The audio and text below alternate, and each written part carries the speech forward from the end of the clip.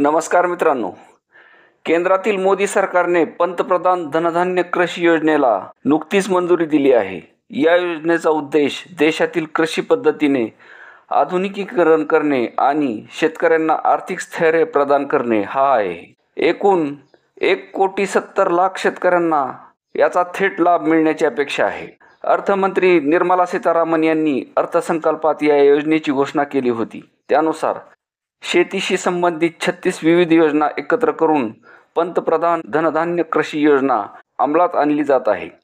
या योजनेचे मुख्य उद्दिष्ट ग्रामीण उपजीविकेला बळकट करणे, तंत्रज्ञान आधारित उपायांचा वापर करून शाश्वत आणि हवामान अनुकूल शेतीला प्रोत्साहन देणे हे आहे. या योजनेची वैशिष्ट्ये काय आहेत ते आपण पाहूया.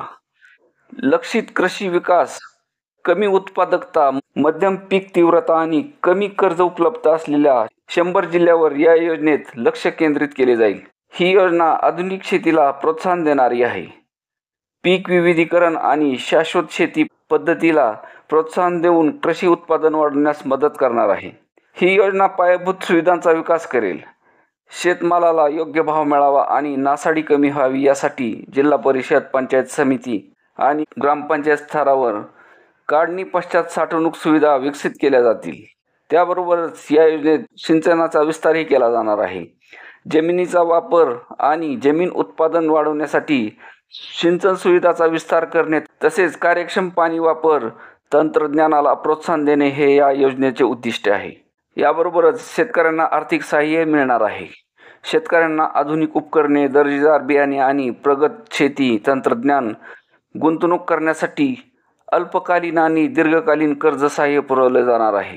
त्याबरोबरच यात तंत्रज्ञानाचाही वापर होऊन अचूक शेती अवजारे आणि इतर नाविन्यपूर्ण शेती साधनांचा अवलंब केल्याने कृषी उत्पादन वाढण्यास मदत होणार आहे. या योजनेचा फायदा नेमका कोणत्या शेतकऱ्याला होणार आहे त्याविषयी आपण पाहूया. पंतप्रधान धनधान्य कृषी योजनेचा लाभ हा अल्पभूधारक आणि सीमांत शेतकरी, ज्या शेतकऱ्यांना आपले उत्पादन वाढवण्यासाठी आर्थिक मदत आणि आधुनिक तंत्रज्ञानाची अपेक्षा आहे, त्यांना या योजनेचा मोठा फायदा होणार आहे. त्याबरोबरच कृषी तंत्रज्ञान स्टार्टअपमध्ये नाविन्यपूर्ण शेती उपायामध्ये गुंतवलेल्या स्टार्टअप्सना प्रोत्साहन मिळणार आहे. महिला शेतकरी आणि स्वयंसहायता गट तंत्रज्ञानावर आधारित शेतीद्वारे आर्थिक स्वातंत्र्यासाठी प्रयत्न करणाऱ्या महिलांना आणि बचत गटांनाही याचा लाभ होणार आहे. सुधारित पायाभूत सुविधा, वाढवलेले कर्ज उपलब्धता आणि रोजगाराच्या संधीमुळे ग्रामीण समुदायाचा फायदा होणार आहे. या योजनेमुळे शेतकऱ्यांना अनेक फायदे मिळतील. त्यांचे पीक उत्पादन वाढेल. आधुनिक शेती तंत्रज्ञान आणि सुधारित सिंचनामुळे पीक उत्पादन वाढणार आहे. बाजारपेठेतील उपलब्धता वाढवून आणि विविध पीक पद्धतींना प्रोत्साहन देऊन शेतकऱ्यांना त्यांच्या मालाला चांगला भाव मिळण्यास मदत होणार आहे. हवामान बदलाचे परिणाम कमी करण्यासाठी आणि पिकाचे नुकसान टाळण्यासाठी शाश्वत शेती पद्धतीचा अवलंब केला जाईल. पंचायत आणि ब्लॉक स्तरावर मजबूत साठवणूक, सिंचन आणि पुरवठा साखळी लॉजिस्टिकमुळे नाशवंत वस्तूची नासाडी कमी होणार आहे. लहान आणि सीमांत शेतकऱ्यांना आधुनिक तंत्रज्ञानाचा लाभ घेण्यासाठी संस्थात्मक वित्तपुरवठा पर्यायामध्ये सुधारणा करण्यात आल्या आहेत.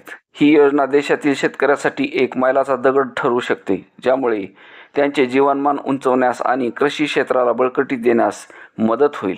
धन्यवाद.